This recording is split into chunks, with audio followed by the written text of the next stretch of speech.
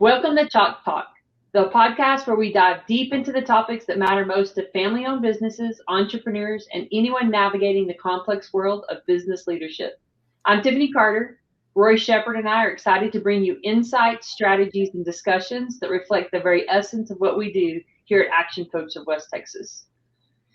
All right, today, Rory, we are going to discuss building a plan. You love to plan. I do love to plan. Planning is a key part of who I am, but also what we do with all our clients. So I'm excited to talk about this. I knew you would be. So let me just start out by asking the question, why is it important to build a plan? Because you got to know where you're going. So, and we often quote the Cheshire Cat from Alice in Wonderland that says, if you don't know where you're going, any path will do. However, you also don't know where you're going, so you're not sure where you're going to end up. And I would much rather, as a business owner, have a plan, have a structure, and know where I'm going. Now, another person that's probably not on the same par as the Cheshire Cat, but still pretty important, that great philosopher Mike Tyson, that says everybody has a plan until they get punched in the mouth. So we know that even if I do have a plan, that things can change and will change as soon as we get started. But I can make adjustments from there as opposed to a blank sheet of paper. And so it's much more important to have a plan, a direction, a destination that I want to hit. And then I can start adjusting as we go from there. I love that. We talk to business owners all the time. They're like, well, they plan more for their vacations than they do in their businesses. So super important. Yes. Let me ask you, I know you and I both came from some very large family owned businesses. Yours are iconic brands in Texas. I know those businesses plan, but is it really even still that essential for that small mom and pop? I would say maybe even more so. But and I think the discipline that you have in a large organization, a large corporation, is that I'm setting budgets, I'm doing plans, and I'm planning not just for next week or next month, but I'm planning 3 to 5 years out. I also have a very detailed next 12 to 18 month plan. So I'm not going to say that for a small mom and pop, I need a 5-year plan. I may need a business plan that's got 3 years on it to go talk to a banker. But no kidding, I need a solid 90-day plan on what do I expect to achieve in the following next 90 days and how do I work towards that? And I think that if as a small business owner, even a solo entrepreneur, if I'm sitting in that space, if I don't have a target to hit, then I may just go through the motions and be very disappointed when I get to the end of the month or the end of the quarter or the end of the year. If I have a target, I commit to that, I communicate it to someone else that's going to hold me accountable, then I have a chance to achieving that and growing to be the organization that I want to be. Love it. Agreed. So for those out there that haven't done the planning or they would like to see drastic improvement in there, where would you recommend that they start? What are those tips you could give them? I think we strongly believe in a 90-day plan. So it's not just what's going to happen in the next quarter, but then breaking that down to by week. So 13 weeks worth of activity. What are those things that I need to do in that week so that I can achieve that goal? And so as important as an annual plan is, a quarterly plan is even more important.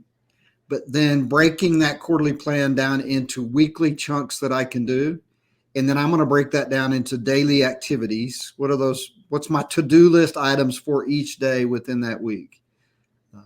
So that daily plan, that daily to-do list or activity sheet is absolutely the most important plan that I've got.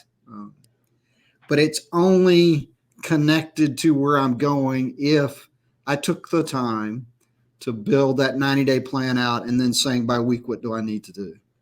And I think that's a piece that many of us say, I don't have time to build a quarterly plan.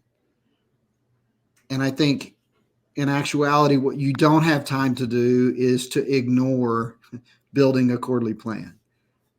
The return on investment that you get from stopping, spending a day, thinking about what did I accomplish last quarter? What do I need to accomplish in the following quarter? How does that connect to where I want to go in the future? That's the best time that you can spend in the planning space, is thinking about that and going deep on that. I love it. And I love, going into the daily. A lot of us will just show up and, we're putting out whatever fires we have, what's the next on the to-do list, but they may not be those items that I actually need to work on in the business, that I could have delegated those out to someone else so that I could really move the business forward. Yeah. And so we talk about working on the business and working in the business, and those are two completely separate activities. And our distinction is, when I'm working in the business, I'm doing the work of the business. And so if I was a hairstylist, that would be like, no kidding, cutting, washing, styling hair. That's in the business. But that time spent working on the business is investing in my own development, working on systems, working on process, doing marketing. So how am I moving the business forward? And we need to do both of those activities. And so if I spend a day working on the business, building the plan, then I can dedicate just, a little bit of time on a daily and weekly basis to continuing that process throughout the quarter.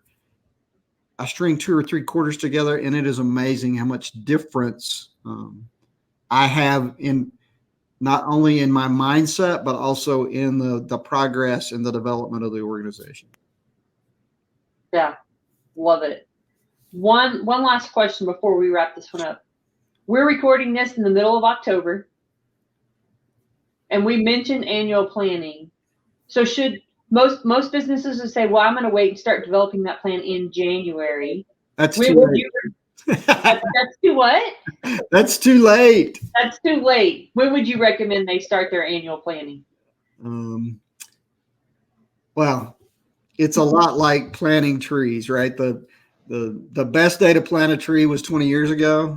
The second best day is today. I think in a lot of cases that annual plan is in that same kind of space, is that it's probably never too early to start that. But I would tell you that, in November, before you get into the holidays, before I have to, I've got family events with Thanksgiving. A lot of us are retailers. We're crunched for, business time during December. And then once I get to January, if that's when I decide to build my plan, I'm probably not going to get it done until the end of January. And so I've already lost almost 10% of the year.